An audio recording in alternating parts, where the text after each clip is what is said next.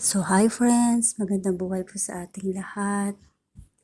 So, ang tawag po dyan friends ay shumander salad. Shumander kasi ito yung ginamit natin. Kulay purple yan, hindi nyo na po kailangan ihawin or pakuluan. Fresh po na, i-brush lang natin yan.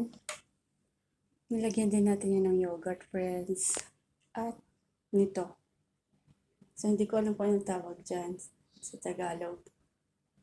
Parang damo siya. Olive oil, salt and pepper. So next time ay ipakita ko po sa inyo ang procedure. Ngayon kasi ay walang time, nagmamadali tayo.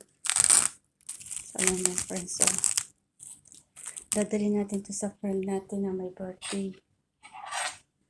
See? Tikman natin friends. Sarap. Shumander salad friends. New recipe. Yummy.